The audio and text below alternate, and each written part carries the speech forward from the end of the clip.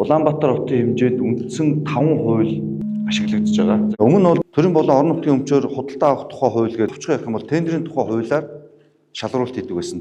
Энэ бол өөрөө төсвийн мөнгө юм эсвэл бондын мөнгөөр худалдаа авалтыг зарладаг ийм хуулийн зохицуулалт. Тэгэхэд өнөөдөр энэс гадна дахиад 4 хууль байгаа. 4 хууль дөрвөлээ анх удаа Улаанбаатар хотод хэрэглэгдээд явж байгаа. Эний 3 хууль нь бол шинэ. Хамгийн түрүүнд биднээс хэлэх байгаа нэг хууль бол хот суурин газрыг дахин хөгжүүлэх тухай хууль. Хот суурин газрыг дахин хөгжүүлэх тухай хууль нь өөрөө гэр ороолын дахин төлөвлөлт, ашиглалтын шаардлага хангахгүй байгаа байрууд дээр болон бусад нийгмийн дэд үтцүүд дээр сонгон шалгаруулалт зарладаг.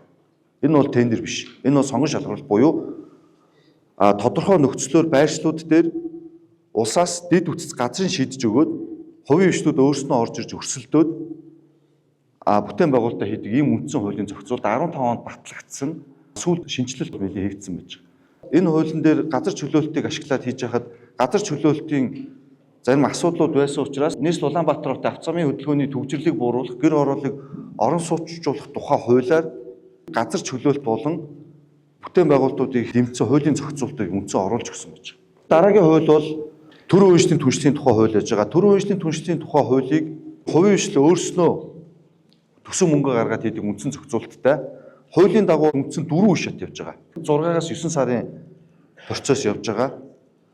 Урдсан үнэлгээ, бүрэн шинжилгээ, сонгон шалгаруулалт, уралдаан сонгон шалгаруулалт гэх.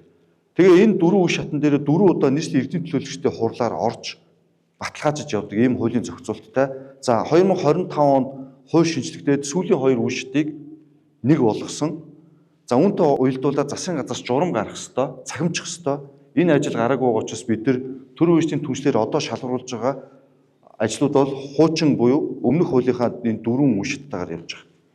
Төрийн үеийн түншлийн тухай хуулиар олон улсын жишгээр хувийн хвшил өөрсдөө төслөө санаачлаад нийслэл эрх зүйгээр нь дэмжиж, менежментээр нь дэмжиж ингээд явах нөгөө BOT тэргээд олон улсын зарчмууд байдаг. Тэгээ PPPA гэдэг Public Private Partnership-ийн зарчмуудаар бол бид нар олон улсын жишгийн дагуу ажиллаж байгаа. За дэлхийн нийтийн ерөөсөл чиг хандлага бол ерөөсөө энэ PPP болсон. Өнөөдөр Турк улс байж байна. Барилгын салбар хамгийн их тэмцсэн. Туркийн барилгын салбарын компаниуд өнөөдөр дэлхийд хамгийн сайн гарч ирж байгаа. Өнөөдөр дэлхийн хамгийн том нисгүүд л хувийн компани өөрөө хөрөнгө оруулаад Стамбулын 3 дугаар нисгүүд баригдаж байгаа. Дараагийн хууль бол хүний хотын эрх зүйн байдлын тухай.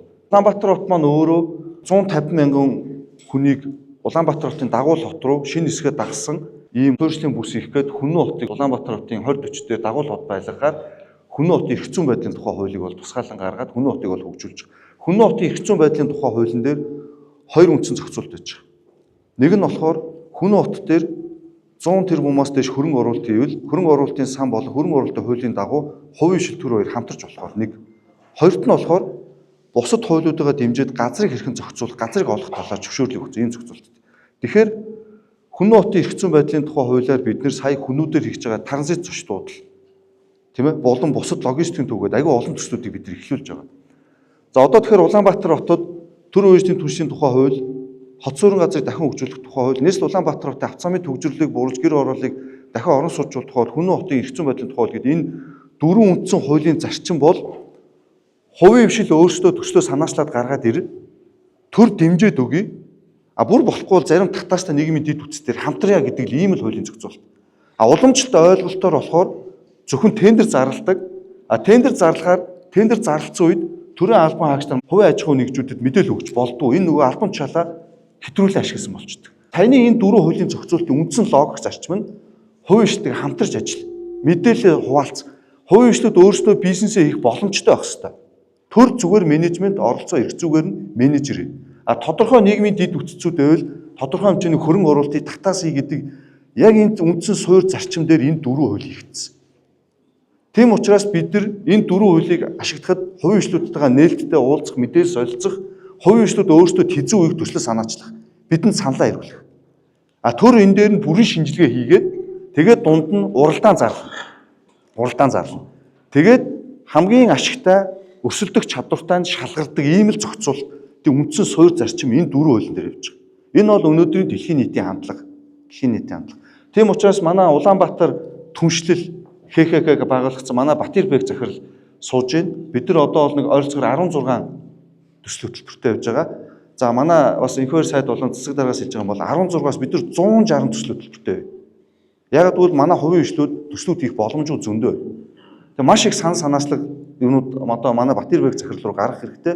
Бид нар тэнцээ урдсан үнэлгээ бүрэн шинжилгээ хийгээд хуулийн дагуу төслүүдэд ингээд явуулна гэдэг ийм зарчимтай. Тэгэхээр үндсэн юм 5 хуулиар нэг хууль нөгөө уламжлалт ойлголт 4 юм хуулиар анх удаа шинээр ашиглаж байгаа учраас хамтдаа энэ хуулиудаа сайжруулад явъя гэж. Бидэрт бас анхны удаа энэ хуулиудыг хэрэглэе.